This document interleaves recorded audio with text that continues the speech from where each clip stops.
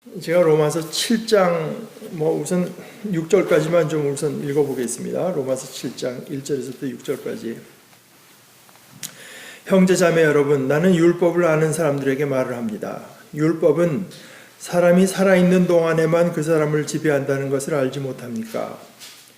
결혼한 여자는 그 남편이 살아있는 동안에는 법으로 남편에게 매여 있으나 남편이 죽으면 남편의 법에서 풀려납니다. 그러므로 남편이 살아있는 동안에 그 여자가 다른 남자에게로 가면 그 여자는 간음한 여자라는 말을 듣게 됩니다. 그러나 남편이 죽으면 그 법에서 해방되는 것이므로 다른 남자에게로 갈지라도 간음한 여자가 되지 않습니다. 나의 형제자매 여러분, 그러므로 여러분도 그리스도의 몸으로 말미암아 율법에 대해서는 죽임을 당했습니다. 그래서 여러분은 다른 분, 곧 죽은 사람들 가운데서 살아나신 그분에게 속하게 되었습니다. 그것은 우리가 하나님을 위하여 열매를 맺게 하기 위함입니다. 이전에 우리가 율법을 따라 살 때에는 율법으로 말미암아 일어나는 죄의 욕정이 우리 몸의 지체 안에서 작용해서 죽음에 이르는 열매를 맺었습니다. 그러나 지금은 우리를 올감했던 것에 대하여 죽어서 율법에서 풀려났습니다. 그래서 우리는 문자에 얽매인 낡은 정신으로 하나님을 섬기지 않고 성령이 주시는 새 정신으로 하나님을 섬깁니다.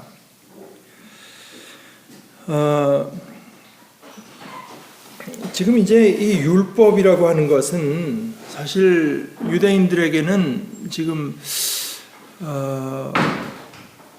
자기들을 거진 정의하는 것처럼 이제 여겨질 수 있습니다. 그러니까 유대인들이 다른 사람들을 가리켜서 저건 율법이 없는 족속들, 우리는 하나님의 율법이 있는 민족, 이런 식으로 유대교를 상징한다고 할까, 그러니까 지탱하는 것이 예를 들어서 율법 못지않게 중요한 게 성전이 있었습니다. 예루살렘의 성전.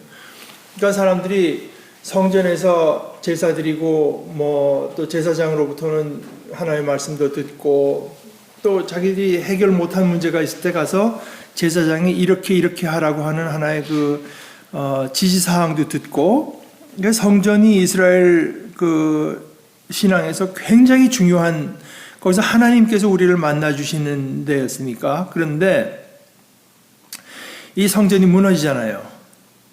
그러니까 특별히 586년에 바빌론이 쳐들어와서 이스라엘 사람들을 다 끌고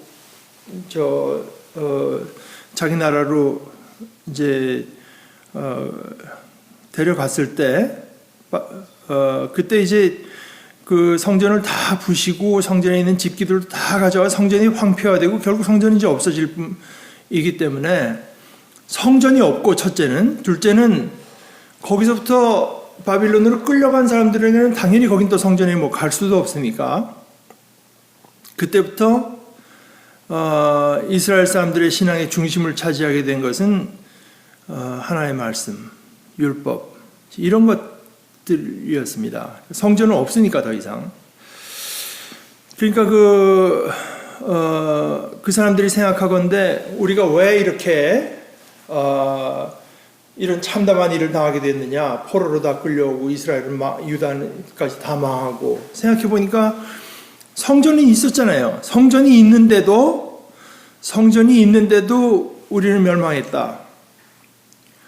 그러니까 결국 이 사람들에게서 일어난 어떤 반성이라고 하는 것은 우리가 하나님의 말씀대로 살지 않았기 때문에 이렇게 됐다. 그래서 사실은 성경의 말입니다. 많은 부분이, 구약 성경이 굉장히 많은 부분이 그때 쓰여졌을 거라고 생각을 하는 거예요. 그때 자기 나라 망했을 때 옛날서부터 심지어 출애굽에서부터 온 역사를 다 이제 반성해 보는 겁니다. 그때 하나님께서 우리를 이렇게 구원해 주시고 이런 율법을 주시고 했는데, 그리고 모세가 강 건너가기 전에 우리에게 다시 너희가 건너가면 하나님의 말씀대로 살아야 된다. 그 뒤에 세워진 여호수아도 우리에게 그렇게 말을 해주고, 하나님께서는 거듭 그 뒤에 우리에게 사사도 일으켜 주시고 선지자 일으켜 주셨고, 했는데 우리가 끝끝내 하나의 말씀을 지키지 않았기 때문에 이렇게 망했구나 하는 관점에서 그런 관점을 갖고 이스라엘 역사를 썼다고 보는 겁니다. 사무엘 상하, 열왕기 상하 이런 것들이 다 사실은 이제 그런 어떤 관점을 가지고, 그러니까 바빌론 포수기라 해서 이스라엘 사람들이 바빌론으로 끌려갔을 때 이제 쓰인 책들이 성경에 굉장히 중요한 부분을 차지하고 있는데, 심지어는 창세기도 그때 쓰여졌을 거라고 하는 거예요. 창세기도. 그러니까 그때 막 쓰여졌다기보다 이스라엘 백성들 사이에 말로 내려오는 전통은 다 있었겠지만 그런 어떤 참담한 일을 당하고 그때 이제 역사에 대한 반성을 가지고서 최종적으로 쓰여진 것들이 이제 우리가 지금 갖고 있는 성경일 가능성이 많다. 예를 들어서 제가 이제 거듭 말하지만 그 유튜브에 나오는 그 신학펀치라는 거 이제 거기 교수들 나와서 말을 하는데, 몇 주 전에 그 연세대학교 그 신약 가르치는 목사님이 자기는 성경을 읽을 때 참 감동을 받는 것 중에 하나가 이스라엘 사람들이 지금 바빌론으로 끌려왔습니다. 거기 바빌론 사람들이 갖고 있는 어떤 이야기가 있어요. 창조 이야기, 세상 창조 이야기. 예를 들어서 마르둑이라는 신이 그 말하자면 좀 간단히 해서 으뜸신인데, 그게 자기 어머니 신티아마신가를 죽여가지고 그 살과 피로 세상을 만듭니다. 그러니까 전에는 그냥 그런 신화가 있다. 근데 그게 어떤 데 가서는 성경 이야기와 굉장히 비슷해진다. 이런 생각만 했었는데, 나중에 학자들이 점점 연구를 하면서 보게 된 것은 뭐냐 하면은 그게 다 그 바빌론의 그 신화 같은 것들이 다 정치적인 이유가 있다. 그때 왕 느부갓네살이라고 하는 사람이 자기가 말하자면 그 으뜸 마르둑 역의 정통성을 갖고 있다고 주장하는 겁니다. 그래가지고 이 세상을 창조하는 데는 어떤 죽어나가는 시신과 피가 필요하다. 이 세상을 이제 세워나가는 데는. 그러면서 당연히 끌려온 사람들은 바빌론 제국을 세우는데 필요한 그 시체와 피를 공급하는 이제 그 대상들이 되겠죠. 그러니까 그런 어떤 건국 신화라고 할까, 뭐 그런 이야기가 있는 속에서 지내던 이스라엘이 포로라는 것들은 그냥 그 바빌론이라고 하는 제국을 건설하는 데 필요한 어떤 raw material, 그냥 건축 자재 역할을 이제 하는 그 사람들의 노동과 피가, 그러니까 그때 그냥 노예인데요. 그러니까 그러면서 그이가 얘기하면서 자기 펜이 있는데 쓰다가 이게 펜이 망가지면은 자기는 아깝다는 생각은 하지만 죄책감은 없다. 뭐 그런 얘기를 하는 거예요. 노예라고 하는 건 이제 그냥 쓰고 버리는 거 아니겠느냐. 그 속에서 사실은 창세기가 쓰여지면서 이스라엘 사람들이 아니다. 하나님께서 이 세상을 첫째, 둘째, 셋째 하면서 마지막 날 여섯째 날에 인간을까지 창조하고 나서는 토브 메옷 해서 exceedingly good, 너무나 좋다, 너무나 흡족하다. 그러니까 인간이 뭘 하기도 전에, 하나님께 뭘 하기도 전에 인간이라고 하는 존재로서 하나님을 너무나 흡족하게 만든 우리는 그런 존재다. 하나님께서 우리를 그렇게 흡족하게 여기는 존재지, 우리는 이 제국을 이제 뭐 건설하는데 그저 사용품처럼 소모품처럼 여겨지는 그런 존재가 아니다. 이런 어떤 신앙 고백이 그 속에 다 들어있다고 본다. 이제 뭐 그런 얘기인데, 어찌됐거나 하여간 그런 그 포로기 시대에 수많은 어떤 신학적인 반성이 일어나면서 이제 쓰여졌고, 특별히 나중에 이스라엘의 위기가 또 한 번 닥치거든요. 이스라엘 사람들이 와서 성전도 다시 세우고 스룹바벨의 성전, 제2성전도 세우고 했는데 또 이번에는 이제 그리스 로마에 대해서 해서 이제 망했을 때 그때 특별히 그 하나님의 율법 말씀 이걸 우리가 이 고지고대로 지켜야 된다.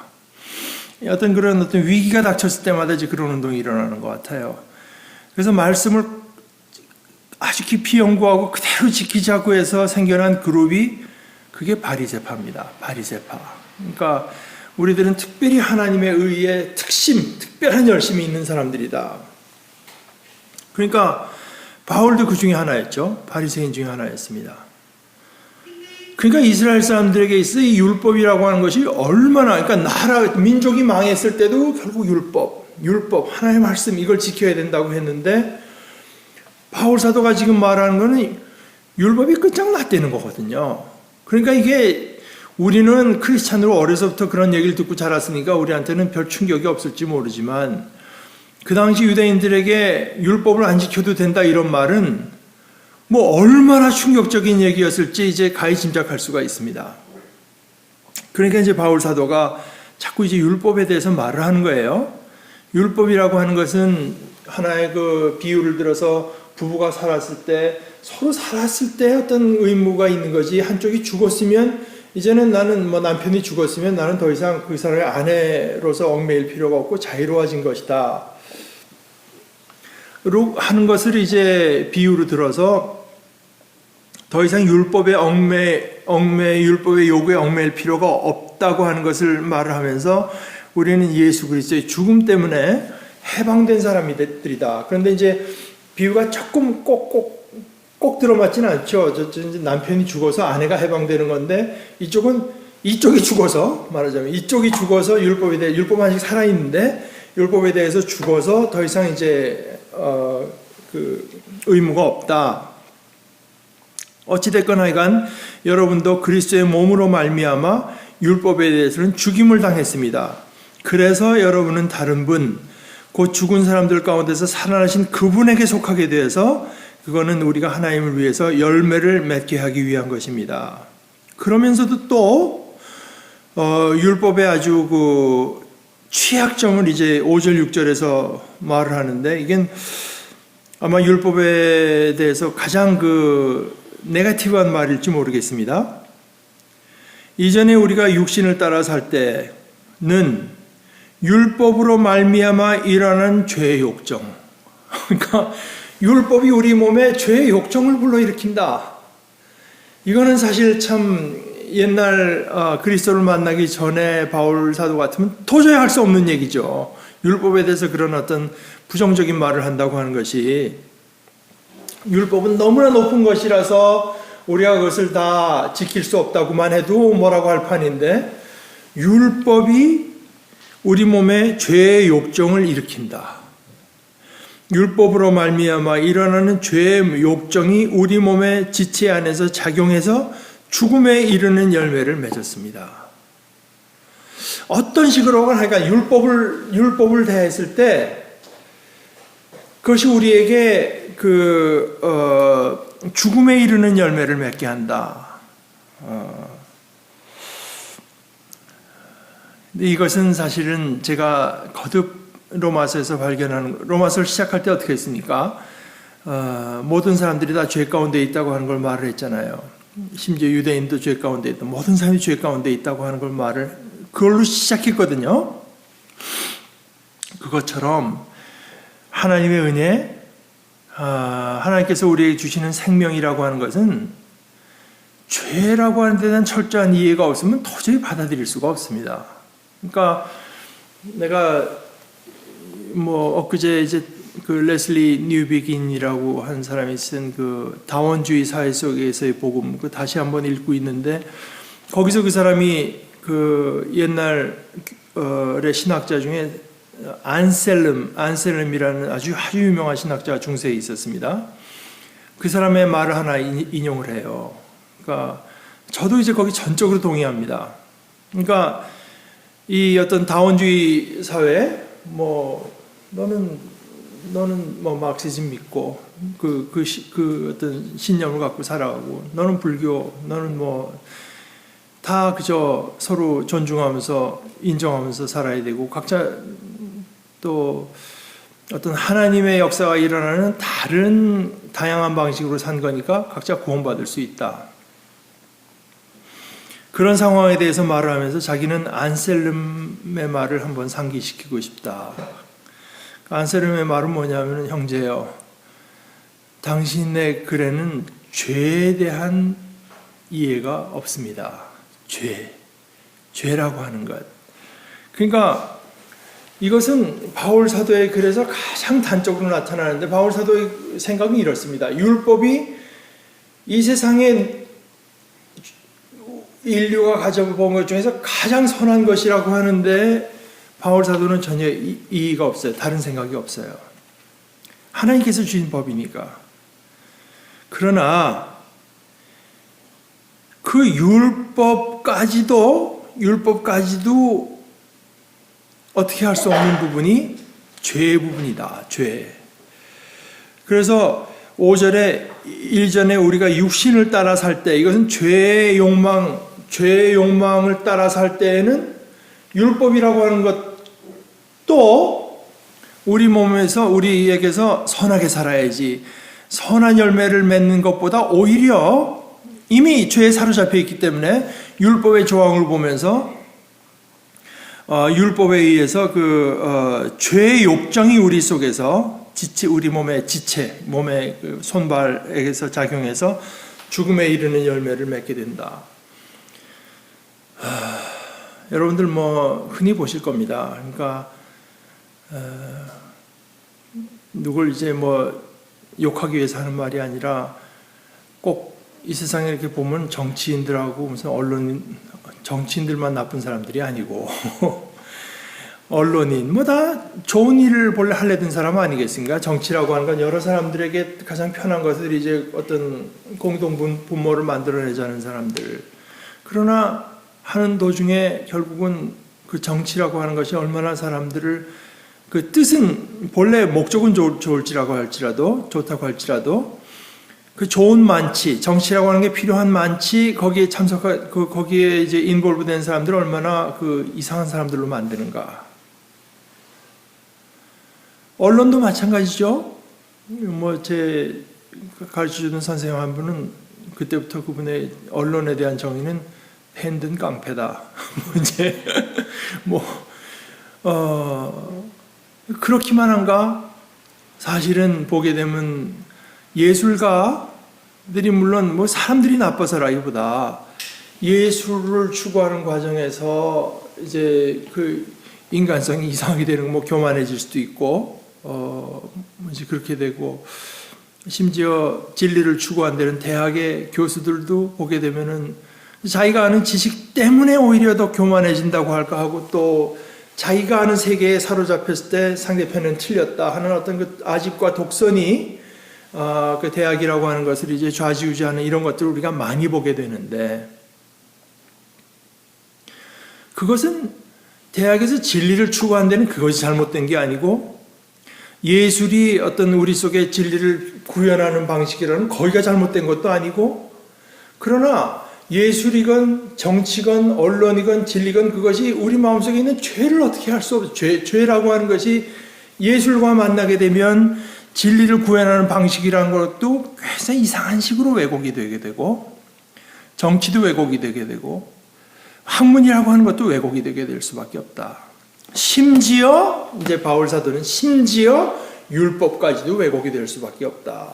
그러니까 이 문제는 이 죄라고 하는 것이 얼마나 이제 엄청난 위력을 발휘하는가에 대해서 바울 사도는 지금 말하는 거지. 사실 율법을 비방하자고 하는 것은 아닌데, 그러나 현실적으로 와서 죄라고 하는 것이 그렇게 무섭게 우리 속에서 작용하기 때문에, 심지어 율법이라고 하는 것도 나타난 현상으로는 오히려 율법으로 말미암아 일어나는 죄의 욕정.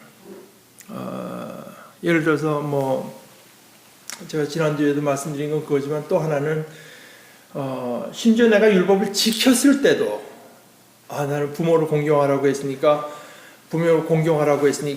그냥 부모를 공경해야지. 인간이 이렇게 머무는 적이 없다는 거예요. 부모를 공경하라고 했으니까 이거 하나님께서 기뻐하시는 거니까 지켜야지 하는 것보다 심지어 부모를 해서 그러니까 그런 얘기가 제 경우를 한번 생각해 보십시다. 그런 얘기가 율법에 있으면 그런 얘기가 주어진 걸로 봐서는 부모를 공경하는 게 그렇게 쉬운 건 아니니까 율법에 있지. 그러면서 자기 합리화를 할 수도 있을 겁니다. 또는 좀 지켰으면 그래 나는 뭐 저 인간들은 뭐 율법조차도 모르니까 나는 이만큼 지켰다. 그러니까 율법이라고 하는 것이 우리 마음속에 있는 어떤 그 죄 때문에 이모저모로 교묘하게 또는 뭐 뚜렷하게 왜곡이 돼서 오히려 죄의 욕정이 우리 몸의 지체 안에서 작용해서 죽음에 이르는 열매를 꼬박꼬박 맺어낼 수밖에 없다. 뭐 거기까지만 한번 보십시다. 그런데 안셀미 말한 그 내용은 뭐 오늘까지도 유효하고 저는 이제 지난주에도 말씀드렸지만 이 다른 종교도 다 인정해야 된다. 뭐 인정하죠. 인정 뭐 당연히 해야 되는데 그런 이제 그거나 저거나 기독교의 진리나 뭐 다 같은 산봉우리로 올라가는 서로 다른 길일 뿐이다. 이거는 이제 받아들일 수가 없다.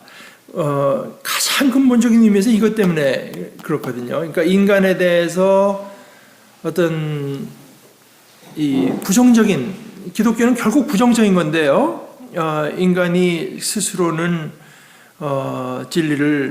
진리에 도달할 수 없다. 죄 때문에 결국 죄의 문제인데요. 는 어떤 그 종교와 믿음과 인간이 그저 이 수련하고 뭐 서로 또 공동적으로 하고 공동적으로 이렇게 협력하고 이렇게 나가기만 하면은 결국 인류가 진리에 도달할 수 있다. 게 어떻게 그게 서로 공존할 수가 있는, 서로 공존을 할 수가 있지만 서로 같다고 말을 할 수가 있느냐. 저는 이제 그것이 성경에서 가장 뭐라고 할까? 그 이야기 형태로서 그저 잘 표현된 것 중에 하나가 바벨탑 사건이라고 이제 보거든요. 인간들이 탑을 세워서 하늘에 닿게 하자. 그러니까 어느 인간이라도 사실 내가 뭐 그냥 온 진리를 깨달았다고 말할 정신없는 사람은 없을지 모르지만 인간의 생각 속에 이것이 이제 진화하고도 관계되는 건데 우리가 쌓고 싸우면 우리가 한 사람은 약하지만 우리가 단결해서 쌓고 또 쌓고 또 쌓고 또 싸우면 테크닉도 발달하고 과학 지식도 발달하고 어떤 철학도 발달시키고 뭐 문학도 발달시키고 뭐 이렇게 하다 보면은 인간이 결국은 하늘에 닿는 궁극적인 진리를 도달할 수 있을 거 아니냐 하는 것이 이제 저는 바벨탑으로서 아주 참 그 희화화됐다고 할까 이제 그렇다고 생각해요. 그러니까 아무리 고대인이라고 해서 뭐 그랬을 리가 있습니까? 그 탑을 쌓아가지고 우리 하늘에 닿겠다는 생각을 했을 리가 있겠어요. 그러나 그 문자적으로 그렇지는 않다고 해도 그들의 마음속에 있은 건 결국 그 생각이다. 마음속에 있은 것은 우리가 쌓고 싸우면 결국 이제 하늘에 도달할 수 있다라고 했을 때 우리 이름을 내자고 하는 것은 우리 인간이라고 하는 것이 얼마나 참 위대한 존재인가 하는 것도 우리가 나타낼 수 있다고 했을 때 하나님께서 이거는 저들끼리 소통해서 이렇게 됐으니 차라리 소통이 안 되는 것이 더 낫겠다. 그래서 이제 헷갈리게 인간들끼리 소통을 헷갈리게 만들고 흐트러뜨려. 사실 뭐 하나님 안에서 인간이 다 한 울타리로 모이고 서로 소통하는 것이 그것이 이상적인 것이겠지만 그러나 그 죄가 작용하는 동안에는 차라리 흩어져 있는 것이 낫다. 차라리 소통이 안 되는 것이 더 낫다. 이런 의미에서 아마 바벨탑의 사건이 우리에게 말씀해 주시는 진리가 있는 것 같아요.